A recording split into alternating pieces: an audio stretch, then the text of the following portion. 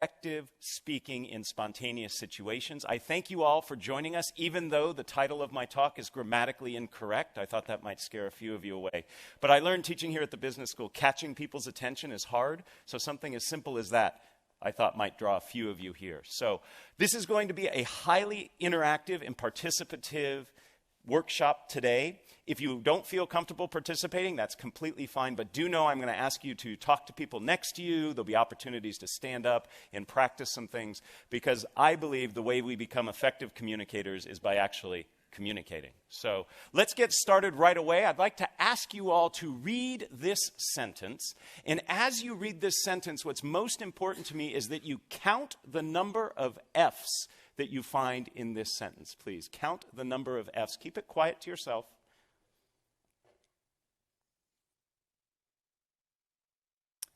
Give you just another couple seconds here.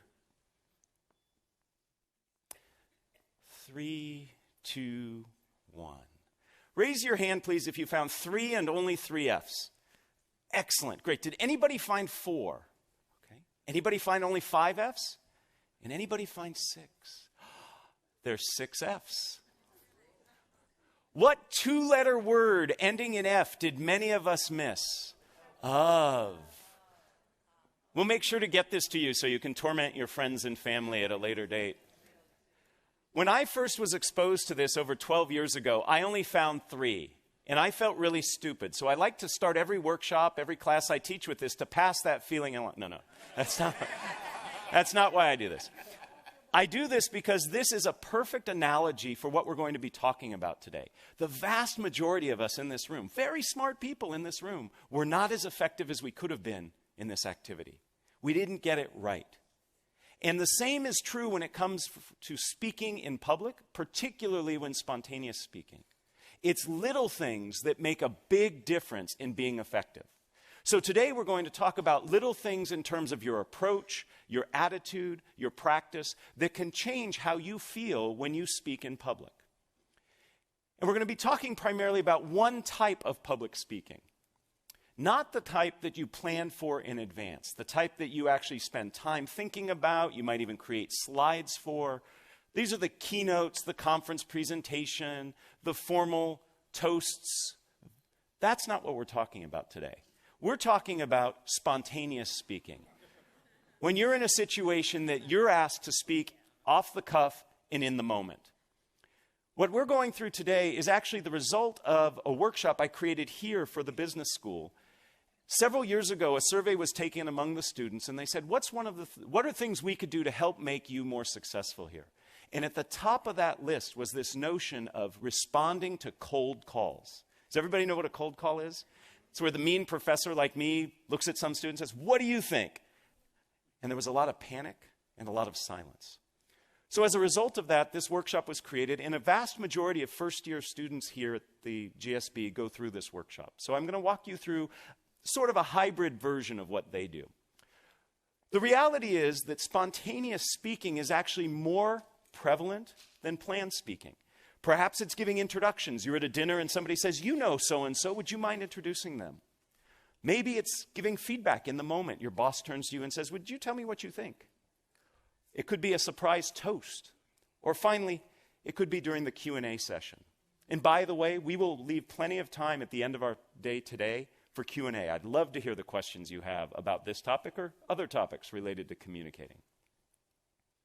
So our agenda is simple. In order to be an effective communicator, regardless of if it's planned or spontaneous, you need to have your anxiety under control.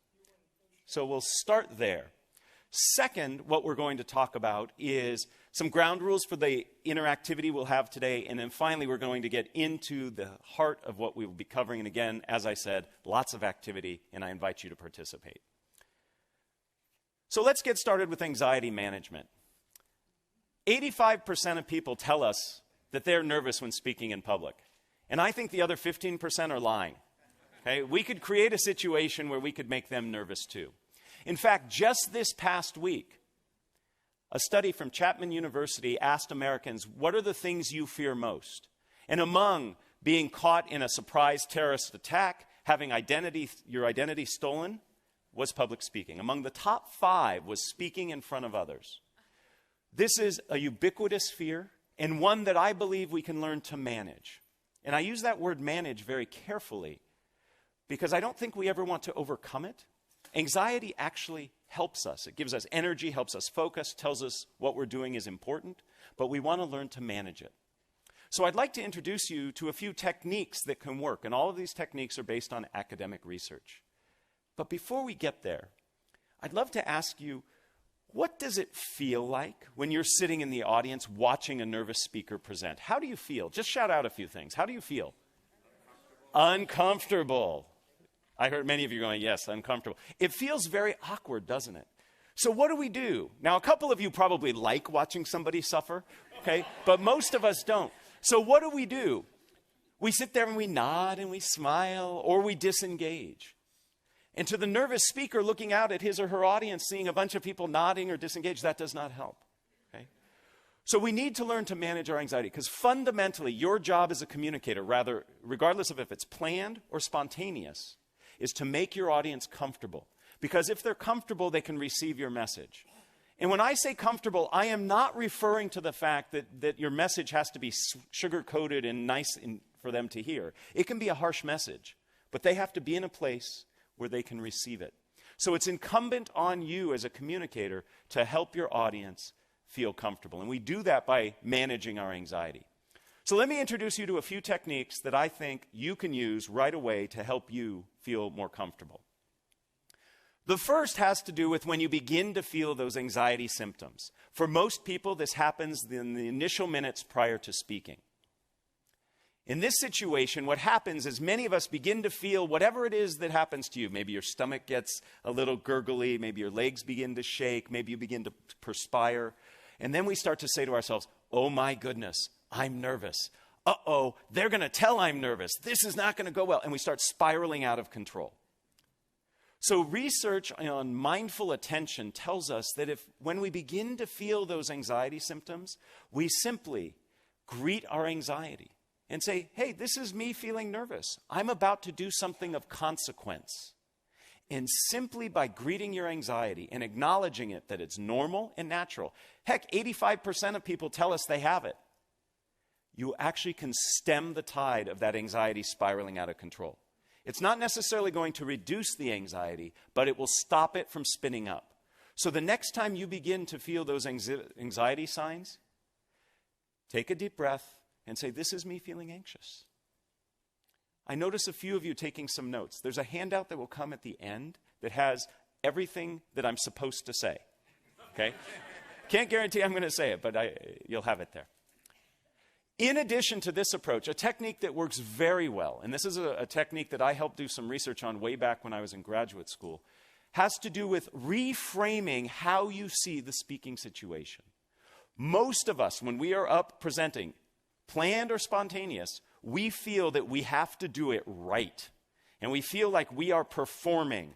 How many of you have ever acted, done singing or dancing? I'm not going to ask for performances now. Okay. Many of you have. We should note that we could do next year maybe a talent show of alums. It looks like we got the talent there. That's great. So when you perform, you know that there's a right way and a wrong way to do it. If you don't hit the right note or your right line at the right time, at the right place, you've made a mistake. It messes up the audience. It messes up the people on stage. But when you present, there is no right way. There's certainly better and worse ways, but there is no one right way. So we need to look at presenting as something other than performance. And what I'd like to suggest is what we need to see this as is a conversation. Right now, I'm having a conversation with 100+ people rather than saying I'm performing for you. But it's not enough just to say, this is a conversation. I want to give you some concrete things you can do. First, start with questions. Questions, by their very nature, are dialogic. They're two-way. What was one of the very first things I did here for you? I had you count the number of F's and raise your hands. I asked you a question. That gets your audience involved. It makes it feel to me as the presenter as if we are in conversation. So use questions. They can be rhetorical. They can be polling. Perhaps I actually want to hear information from you. In fact, I use questions when I create an outline for my presentations. Rather than writing bullet points, I list questions that I'm going to answer. And that puts me in that conversational mode. If you were to look at my notes for today's talk, you'll see it's just a series of questions. Right now I'm answering the question, how do we manage our anxiety? Beyond questions, another very useful technique for making us conversational is to use conversational language. Many nervous speakers distance themselves physically. If you've ever seen a nervous speaker present, he or she will say something like this, "Welcome, I am really excited to be here with you." They pull as far away from you as possible because you threaten us, speakers. You make us nervous, so we want to get away from you. We do the same thing linguistically. We use language that distances ourselves. It's not unusual to hear a nervous speaker say something like, "One must consider the ramifications," or "Today we're going to cover step 1, step 2, step 3. That's very distancing language. To be more conversational, use conversational language. Instead of "one must consider," say, "This is important to you. We all need to be concerned with." Do you hear that inclusive conversational language? Has to do with the pronouns. Instead of step 1, step 2, step 3. First, what we need to do is this. The second thing you should consider is here. Use conversational language. So being conversational can also help you manage your anxiety. The third technique I'd like to share is research that I actually started when I was an undergraduate here. I was very fortunate to study with Phil Zimbardo of the Stanford Prison Experiment fame. Many people don't know that Zim actually was instrumental in starting one of the very first shyness institutes in the world, and especially in the country. And I did some research with him that looked at how your orientation to time influences how you react. And what we learned is if you can bring yourself into the present moment, rather than being worried about the future consequences, you can actually be less nervous. Most of us, when we present, are worried about the future consequences. My students are worried they're not going to get the right grade. Some of you are worried you might not get the funding, you might not get the support, you might not get the laughs that you want. All of those are future states. So if we can bring ourselves into the present moment, we're not going to be as concerned about those future states, and therefore we'll be less nervous. There are lots of ways to become present-oriented. I know a professional speaker. He's paid $10,000 an hour to speak. It's a good gig. He gets very nervous. He's up in front of crowds of thousands. Behind the stage, what he does is 100 push-ups right before he comes out. You can't be that physically active and not be in the present moment. Now, I'm not recommending all of us go to that level of exertion because he starts out of breath and sweaty. Right? But a walk around the building before you speak, that can do it. There are other ways. If you've ever watched athletes perform and get ready to do their event, they listen to music. They focus on a song or a playlist that helps get them in the moment. You can do things as simple as counting backwards from 100 by tough numbers like 17. I'm going to pause because I know people in the room are trying. Yeah. Gets hard after that third or fourth one, I know. My favorite way to get present-oriented is to say tongue twisters. Saying a tongue twister forces you to be in the moment, otherwise you'll say it wrong. And it has the added benefit of warming up your voice. Most nervous speakers don't warm up their voice. They retreat inside themselves and start saying all these bad things to themselves. So saying a tongue twister can help you be both present-oriented and warm up your voice. Remember I said today we're going to have a lot of participation? I'm going to ask you to repeat after me my favorite tongue twister. And I like this tongue twister because if you say it wrong, you say a naughty word. And I'm going to be listening to see if I hear any naughty words this morning. Okay? Repeat after me. It's only 3 phrases. I slit a sheet. A sheet I slit. And on that slitted sheet I sit. Oh, very good. No shits. Excellent. Very good. Now, in that moment,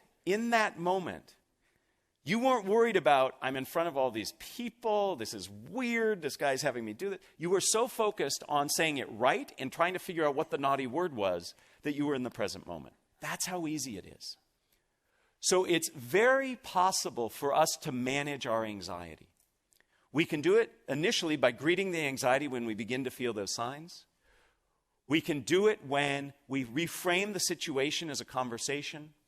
And we do it when we become present-oriented. Those are 3 of many tools that exist to help you manage your anxiety. If you have questions about other ways, I'm happy to chat with you. And at the end, I'm going to point you to some resources that you can refer to help you find additional sources for you. So let's get started on the core part of what we're doing today, which is how to feel more comfortable speaking in spontaneous situations. Some very simple ground rules for you. First, I'm going to identify 4 steps that I believe are critical to becoming effective at speaking in a spontaneous situation. With each of those steps, I'm going to ask you to participate in an activity. None of them are more painful than saying the tongue twister out loud. They may require you to stand up, they might require you to talk to the person next to you, but none of them are painful. And then finally, I'm going to conclude with a phrase or saying that comes from the wonderful world of improvisation. Through the continuing studies program here at Stanford, for the past 5 years, I have co-taught a class with Adam Tobin. He is a lecturer in the creative arts department. He teaches film and new media, and he's an expert at improv. And we've partnered together to help people learn how to speak more spontaneously. We call it improvisationally speaking. And Adam has taught me wonderful phrases and ideas from improv that I want to impart to you that really stick. That's why I'm sharing them with you, to help you remember these techniques. And again, at the end of all this, you'll get a handout that has this listed. So let's get started. The very first thing that gets in people's way when it comes to spontaneous speaking is themselves. We get in our own way. We want to be perfect. We want to give the right answer. We want our toast to be incredibly memorable. These things are burdened by our effort, by our trying. The best thing we can do, the first step in our process, is to get ourselves out of the way. Easier said than done. Most of us in this room are in this room because we are type A personalities. We work hard, we think fast, we make sure that we get things right. But that can actually serve as a disservice as we try to speak in the moment. I'd like to demonstrate a little of this for you, and I need your help to do that. So we're going to do our first activity. We are going to do an activity that's called Shout the Wrong Name.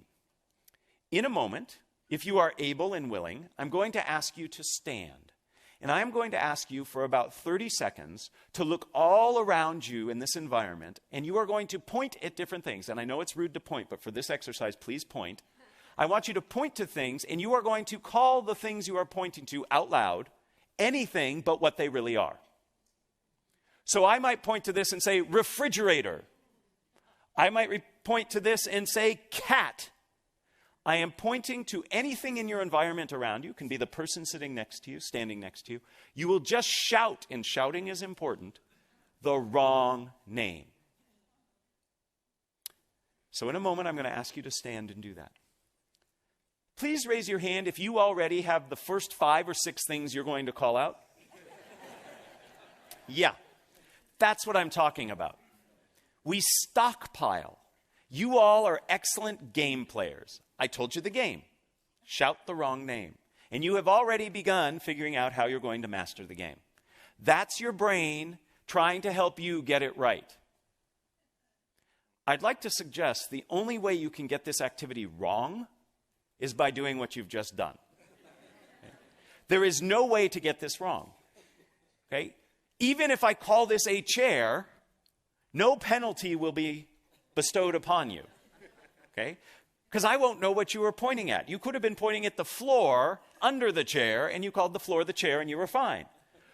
The point is, we are planning and working to get it right. And there is no way to get it right. Just doing it gets it right.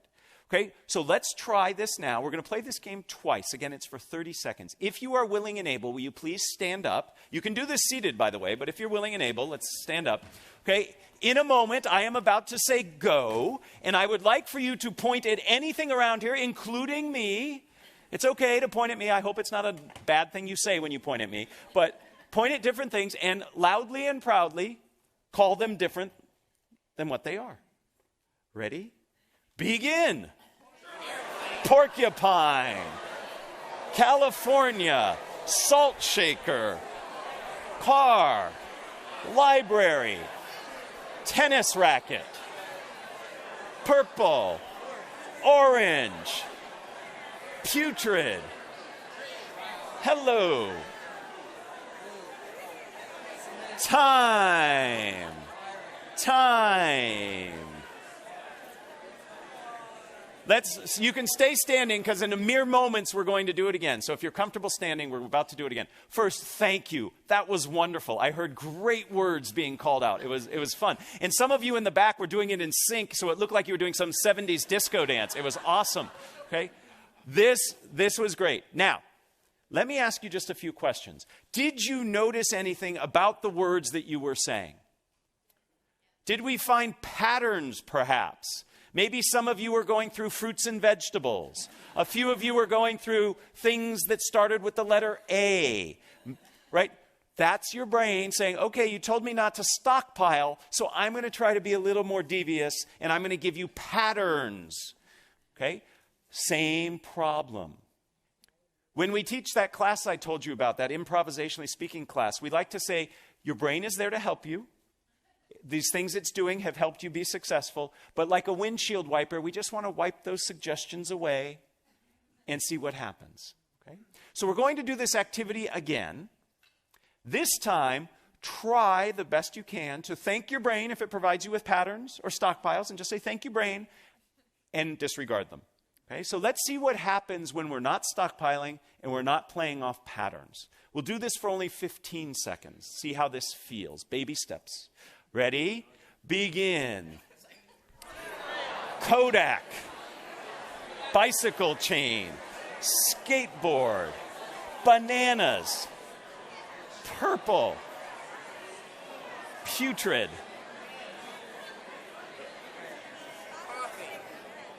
Time. Please have a seat. Thank you again. Did you notice a difference between the second time and the first time? Yes. Was it a little easier that second time? No. That's okay. We're just starting. These skills are not like a light switch. It's not like you learn these skills and then all of a sudden you can execute on them. This is a wonderful game. This is a wonderful game to train your brain to get out of its own way.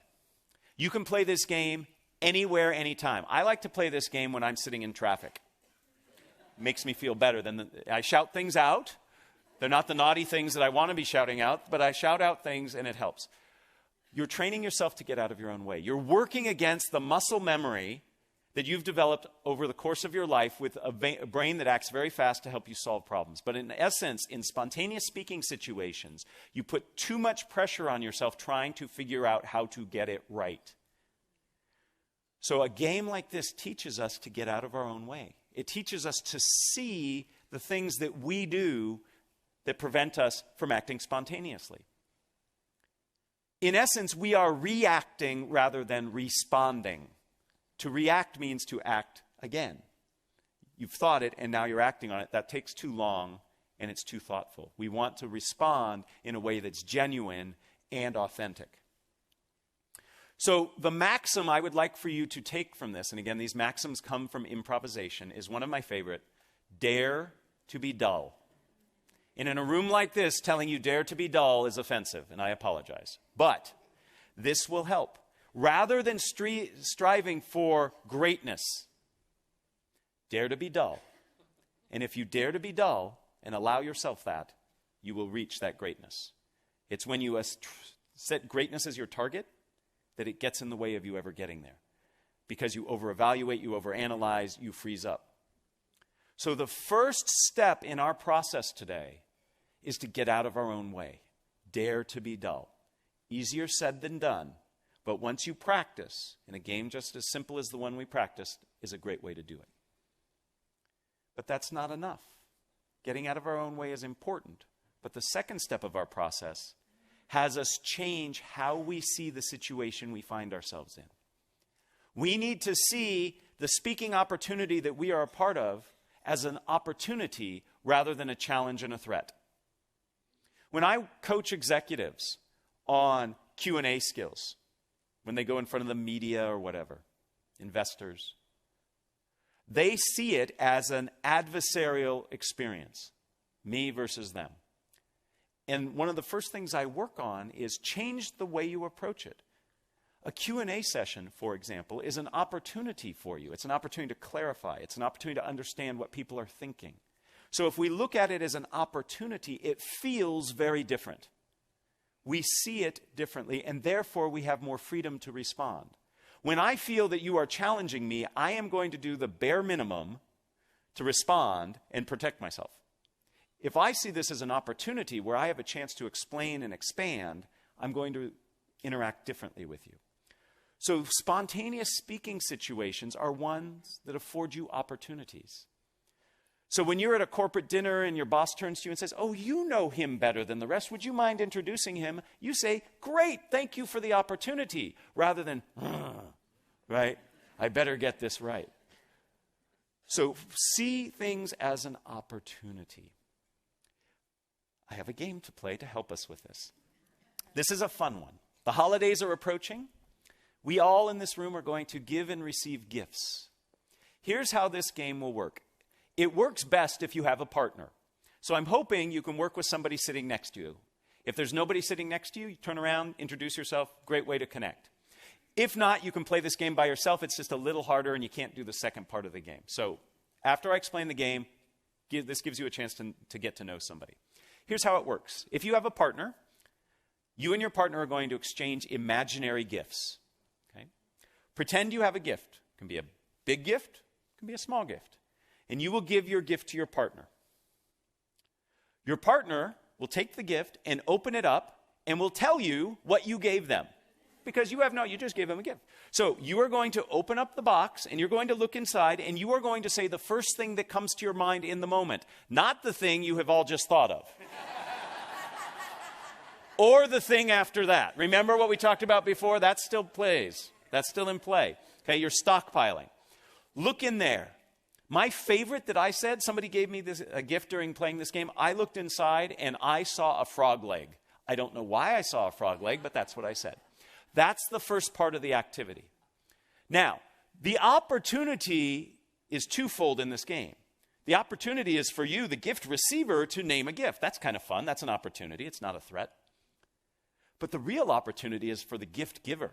Because the gift giver then has to say, so you look and you say, "Thank you for giving me a frog's leg." And the person will look at you and say, "I knew you wanted a frog's leg because..." So whatever you find, the person who has received it is going to say, "Absolutely, I'm so glad you're happy. I got it for you because..." So you have to respond to whatever they say, right? What a great opportunity. Now, some of you are sitting there going, "Oh, that's hard. I don't want to do it. I'm going to make a fool out of myself." Others of you, are, if you're following this advice, are saying, "What a great opportunity," right? So the game again is played like this. You and your partner will each will exchange a gift. One will start, then the other will follow. The first person will give a gift to the second person. Second person opens the box, however big the box is. And if the box is big and you find a penny in it, perfect, doesn't matter. If the box is heavy and you find a feather in it, fine. There's no way to get it wrong, okay? Whatever's in the box is in the box. You can return it and get what you wanted later, okay? The person, then, you will name it. You will say, "Thank you for the..." whatever you saw in the box. The person who gave it to you will say, "I'm so glad you're excited. I got it for you because..."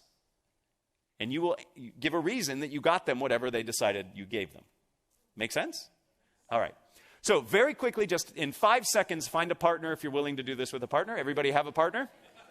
Okay.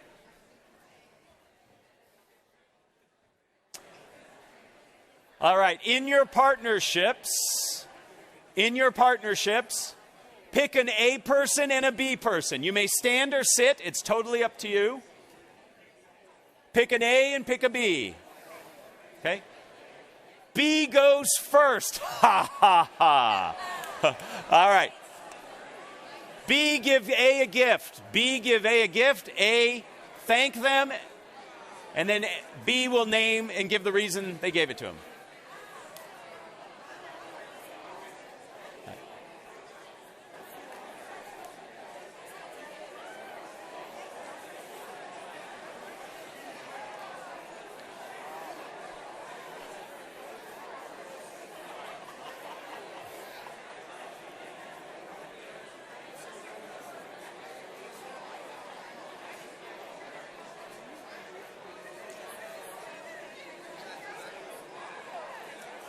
If you have not switched, switch, please. If you have not switched, switch, please.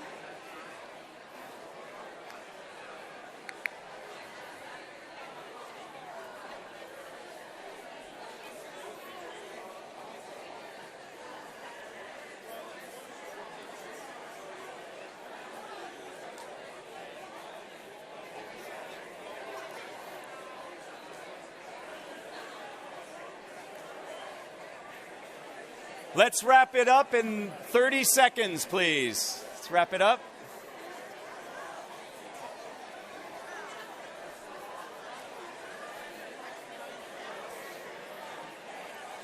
All right, if we can all have our seats.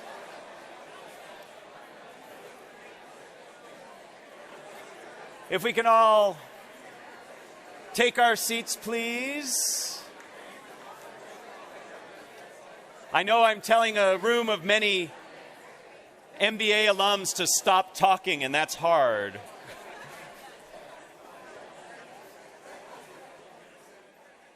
All right, ladies and gentlemen, did you get what you wanted? Pretty neat, huh? You always get what you want. Now, for some of you, this was really hard because you were really taking the challenge and not seeing what was in the box until you looked in there. Okay? Was anybody surprised by what you found in the box? What did you find, sir? What was in the box? What? Wow. Nice. Nice. If you've got a Ferrari, you need a transmission. I like it. Who else found something that was surprising? What did you find? A live unicorn. That's a great gift, right? How was it as the gift giver? Were you surprised at what your partner found in the box? Isn't it interesting that when we give an imaginary gift, knowing that the person's going to name it, we already have in mind what they're going to find? And when they say live unicorn, we go, well, that's interesting, right? So the point of this game is to, one, remind ourselves we have to get out of our own way, like we talked about before, but to see this as an opportunity and to have fun. I love watching people play this game.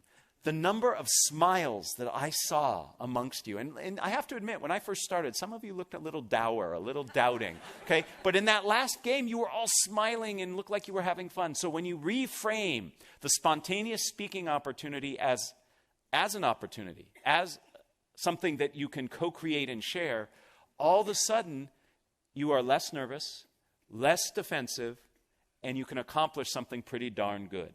In this case, a fun outcome. This reminds us of perhaps the most famous of all improvisation sayings, yes and. A lot of us live our communication lives saying no but. Yes and opens up a tremendous amount of opportunities. And this doesn't mean you have to say yes and to a question somebody asks. This just means the approach you take to the situation. So you're going to ask me questions. That's an opportunity. Yes, and I will follow through. Versus no and being defensive. So we've accomplished the first two steps of our process. First, we get out of our own way. And second, we reframe the situation as an opportunity. The next phase is also hard, but very rewarding. And that is to slow down and listen. You need to understand the demands of the requirement you find yourself in order to respond appropriately. But often, we jump ahead. We listen just enough to think we got it, and then we go ahead, starting to think about what we're going to respond, and then we respond. We really need to listen. Because fundamentally, as a communicator, your job is to be in service of your audience. And if you don't understand what your audience is asking or needs, you can't fulfill that obligation. So we need to slow down and listen. I have a fun game to play. In this game, you are going to SPLLEVERYTHINGYOUSAY.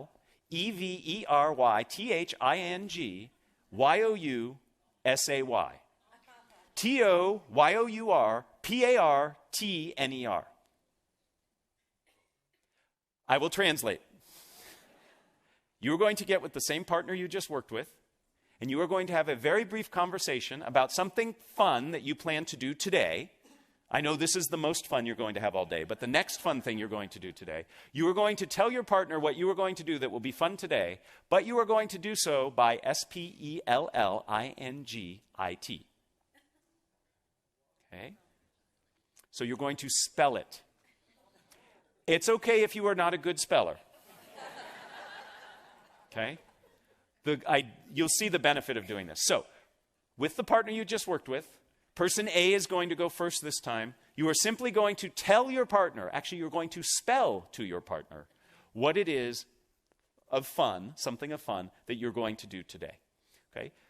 Do what you were really going to do for fun and not do things like FEEDTHECAT, right? Just because you don't want to spell, right? So, you can use big words. All right, 30 seconds each. Spell to your partner something fun that you're going to do today.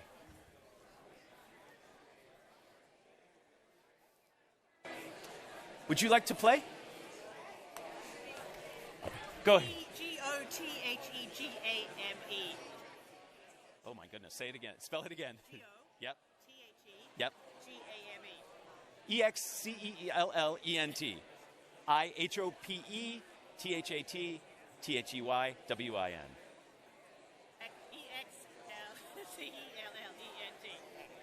Thank you. That was very good. Thank you.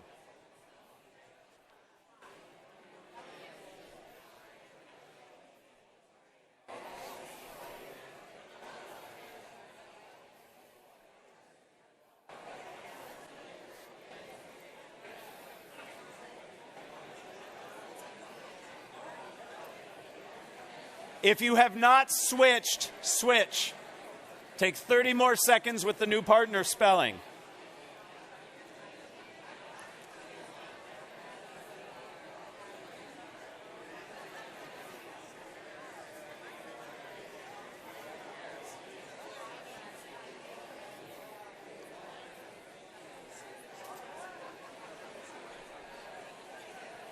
GREAT exclamation point. THANKYOU PLEASE TAKEYOURSEAT.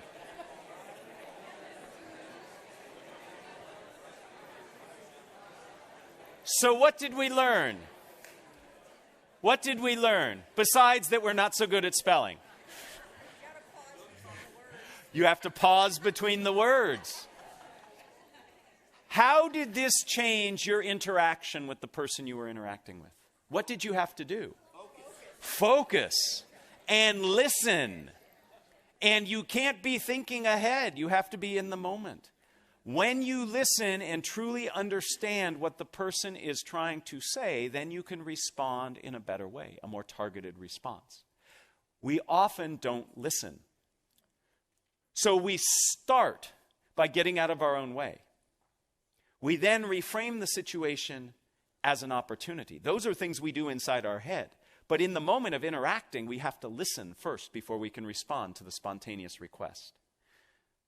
Perhaps my most favorite maxim comes from this activity. Don't just do something, stand there. Listen. Listen, and then respond. Now, how do we respond? That brings us to the fourth part of our process.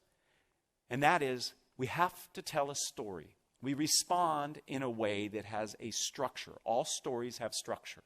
We have to respond in a structured way. The key to successful spontaneous speaking, and by the way, planned speaking, is having a structure. I would like to introduce you to two of the most prevalent and popular and useful structures you can use to communicate a message in a spontaneous situation. But before we get there, we have to talk about the value of structure. It increases what is called processing fluency, the effectiveness of which or through which we process information. We actually process structured information roughly 40% more effectively and efficiently than information that's not structured. I love looking out in this audience because you will remember, as I remember, phone numbers. When you had to remember them if you wanted to call somebody. Okay, young folks today don't need to remember phone numbers. They just need to look at a picture, push a button, and then the voice starts talking on the other end. 10-digit phone numbers, it's actually hard to remember 10-digit phone numbers. How did you do it? You chunked it into a structure, 3, 3, and 4. Structure helps us remember. The same is true when speaking spontaneously or in a planned situation. So let me introduce you to 2 useful structures. The first useful structure you have probably heard or used in some incarnation. It is the problem, solution, benefit structure. You start by talking about what the issue is, the problem. You then talk about a way of solving it, and then you talk about the benefits of following through on it. Very persuasive, very effective. Helps you as the speaker remember it, helps your audience know where you're going with it. When I was a tour guide on this campus many, many, many years ago, what do you think the single most important thing they drilled into our head? It took a full quarter, by the way, to train to be a tour guide here. They used to line us up at one end of the quad and have us walk backwards straight. And if you failed, you had to start over. To this day, I can walk backwards in a straight line because of that. As part of that training, what do you think the most important thing they taught us was? Never lose your tour group. I'm not joking. Never lose your tour group. The same is true as a presenter. Never lose your audience.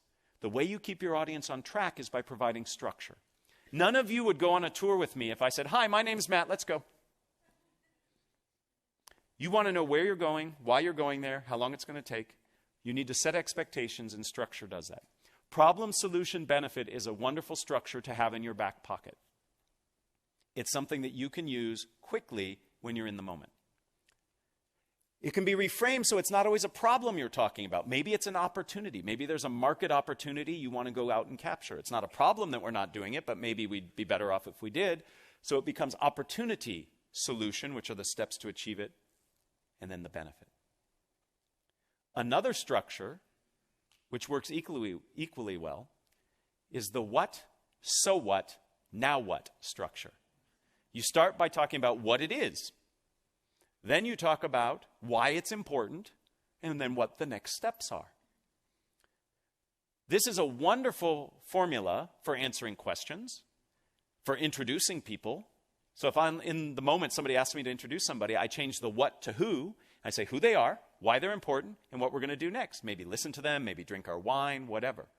Right? What, so what, now what? The reality is this. When you are in a spontaneous speaking situation, you have to do 2 things simultaneously. You have to figure out what to say and how to say it. These structures help you by telling you how to say it. If you can become comfortable with these structures, you can be in a situation where you can respond very ably to spontaneous speaking situations. We're going to practice, because that's what we do. Here's the situation. Is everybody familiar with this child's toy? It's a Slinky. Okay? You are going to sell this Slinky to your partner using either problem, solution, benefit, or opportunity, solution, benefit. What does the Slinky provide you? Or you could use what, so what, now what? What is it? Why is it important? And the next steps might be to buy it. Okay? So by using that structure, see how already it helps you? It helps you focus. Get with your partner. And we're only going to have one partner sell to the other partner. Okay? So get with your partner. One of you will volunteer to sell to the other. Okay? Sell a Slinky using problem, solution, benefit, or what, so what, now what. Please begin.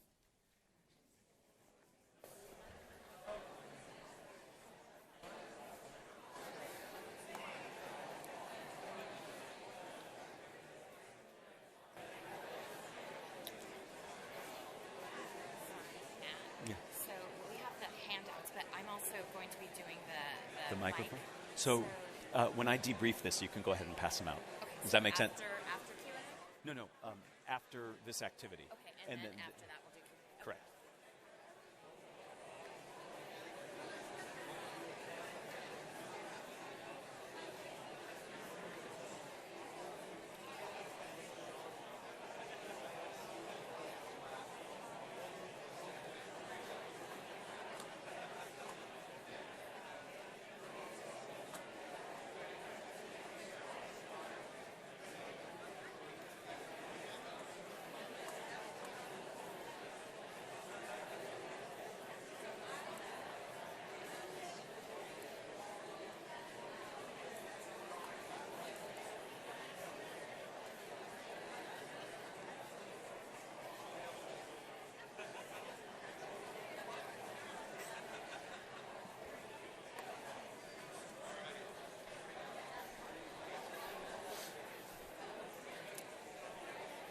30 more seconds, please.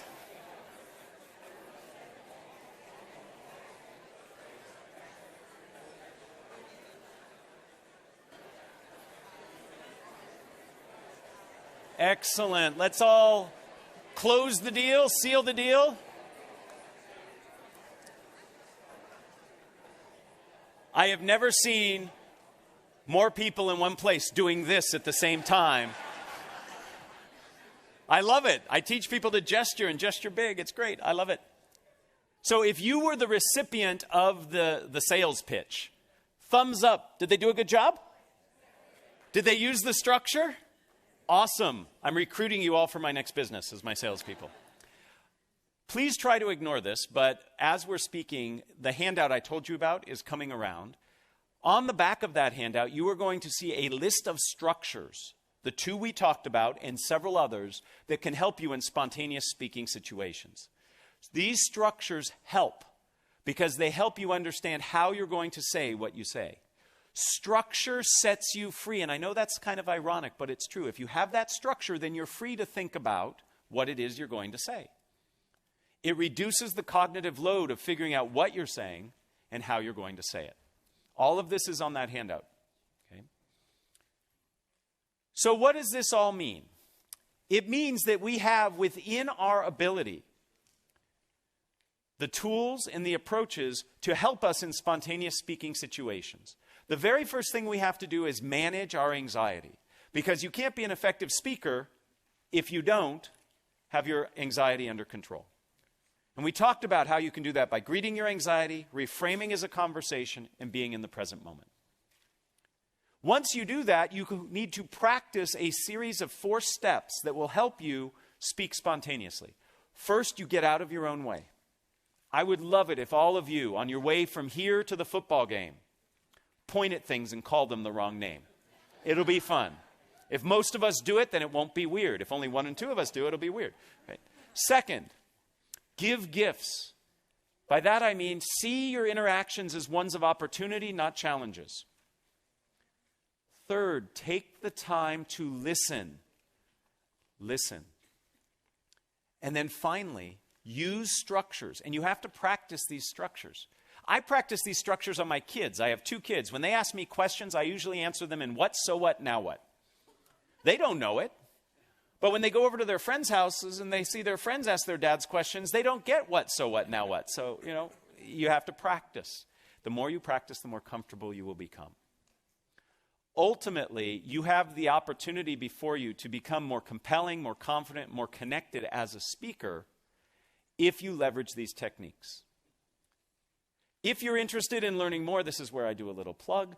Okay, I've written a book. Many of the MBA students who take the strategic communication classes here that I and others teach read it. It's called Speaking Up Without Freaking Out. More importantly, there's a website here that I curate called No Freaking Speaking. And it has lots of information that I've written and others have written about how to become more effective at speaking. So that's the end of my plug. What I'd really like to do is enter into a spontaneous speaking situation with you. And I would love to entertain any questions that you have. There are 2 people who are running around with microphones. So some of us who remember the Phil Donahue show, we're going to do a little bit of that. If you have a question, the microphone will come, and I'm happy to answer it. I think if you... Is it on? Yeah. Okay. We can hear you. Great. Can you talk about hostile situations? Hostile situations, yes. So when you find yourself in a challenging situation, first, it should not become a surprise to you. It should not be a surprise. Before you ever speak, you should think about what is the environment going to be like. So it shouldn't surprise you that there might be some challenges in the room. When there are hostile situations that arise, you have to acknowledge it. So if somebody says, that's a ridiculous idea, why did you come up with that? To simply say, so the idea I came up with was, right? Acknowledge the emotion. I recommend not naming the emotion. Okay? So you sound really angry. The person says, I'm not angry, I'm frustrated. Now we're arguing over their mental state, right? Emotional state. So I say something like, I hear you have a lot of passion on this issue, or I hear there's great concern from you. So you acknowledge the emotion, because otherwise it sits in the room. And then reframe and respond the way that makes sense. So if somebody raises their hand and says, your product is ridiculously priced, why do you charge so much? I might say, I hear great concern. And what you're really asking about is the value of our product. And I would give my value proposition, and then I would come back and say, and because of the value we provide, we believe it's priced fairly.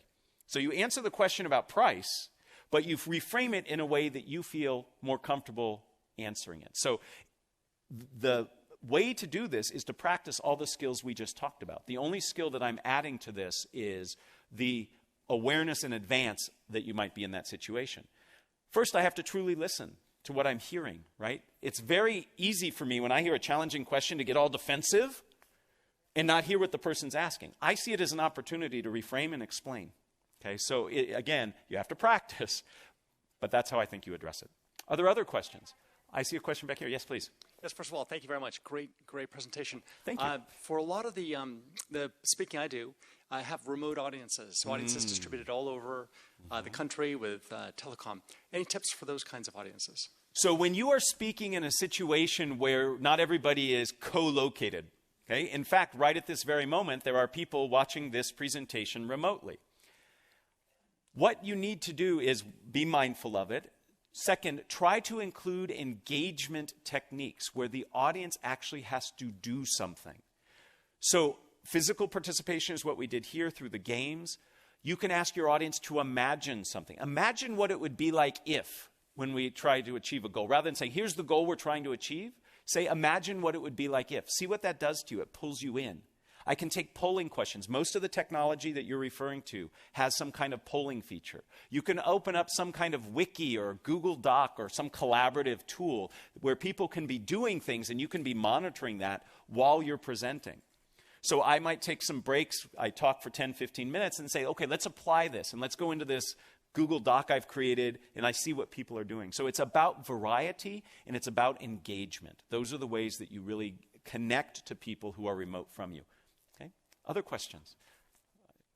Who you're pointing? Oh, I've got to look for where the mic is. Yes, please. This may be similar to the first question, Sure. but I do a lot of expert witness testimony. Mm-hmm. What's your recommendation for handling cross-examination, specifically? Specifically, I feel like I'm hostile being cross-examined, right? That's very hostile. So in any speaking situation that you go into that has some planned element to it, I recommend identifying certain themes that you think are important or believe need to come out. And then with each one of those themes, have some examples and concrete evidence that you can use to support it. You don't go in with memorized terms or ways of saying it. You just have ideas and themes, and then you put them together as necessary. So when I'm in a situation where people are interrogating me, I have certain themes that I want to get across and make sure that I can do that in a way that fits the needs in the moment. If it's hostile, again, the single best tool you have to buy yourself time and to help you answer a question efficiently is paraphrasing. The paraphrase is like the Swiss Army knife of communication. If you remember the show MacGyver, it's your MacGyver tool, right? So when a question comes in, the way you paraphrase it allows you the opportunity to reframe it, to think about your answer, and to pause and make sure you got it right. So when you're under those situations, if you have the opportunity to paraphrase, say, so what you're really asking about is X, Y, and Z, that gives you the opportunity to employ one of these techniques. Now, I've never been an expert witness because I'm not an expert on anything, but those tools, I believe, could be helpful. The microphone is back there. Thank you. Thank Yes. you so much. This has been so helpful and enjoyable this good. morning. Thank you. Would you please show the last screen so we can get down the name of the book that you've written and the information? Absolutely. Thank you. I think they actually, you might even have an opportunity to, and it's on the sheet too. Everything I said is on the back of that sheet, but I'm happy to have this behind me while I talk. Other questions? Yes, please. Yes, I work with groups that represent many different cultural backgrounds. Yes. So are there any caveats, or is this a universal strategy? So in terms of, from your perspective as the speaker, I believe this applies. But whenever you communicate, part of the listening aspect is also thinking about is who is my audience and what are their expectations? So what are the cultural expectations of the audience that I'm presenting to? So there might be certain norms and rules that are expected. So when I travel and do talks, I have to take into account where I'm doing the presentation. So I'm I help present in the Ignite program. And if you have not heard about the Ignite program here at the GSB, it's fantastic. And I just did a presentation standing in one of these awesome classrooms that have all these cameras, and I just taught 35 people in Santiago, Chile. Right? And I needed to understand the cultural expectations of that area and what they expect and what they're willing to do when I ask them to participate. So it's a part of that listening step where you reflect on what are the expectations of the audience. I think we have time for 2 more questions, and then I'm going to hang around afterwards if anybody has individual questions, but some of these folks really want me to keep on schedule. Yes, please. I wanted to ask a question. One of the things that you've done effectively in your talking, and I've seen other effective speakers do, is interject humor in their talk. What are the risks and rewards of trying to do that? Well, first, thank you, and I appreciate all of you laughing. That's the sum total of all my jokes. You've heard them. I am not funny beyond those jokes. So humor is wonderfully connecting. It's wonderfully connecting. It's a great tool for connection. It is very, very risky. Cultural reasons get in the way. Sometimes what you think is funny isn't funny to other people. What research tells us is that if you're going to try to be funny, self-deprecating humor is your best bet. Okay? Because it is the least risky. There is nothing worse than putting out a joke and having no response. It actually sets you back farther than if you would have gotten, where you would have gotten if the joke would have hit. So, basic fundamentals you need to think about with humor. 1, is it funny? How do I know? I ask other people first. 2nd, what happens if it doesn't work? Have a backup plan, right? And then 3rd, if you're worried about the answers to those first 2, don't do it, right? One last question, please. The microphone is right here. And then, like I said, I will hang around afterwards. Yes, please. I am sort of on the opposite side of this since I am a journalist and I frequently have to ask spontaneous questions of people who have been through media training. Yes. So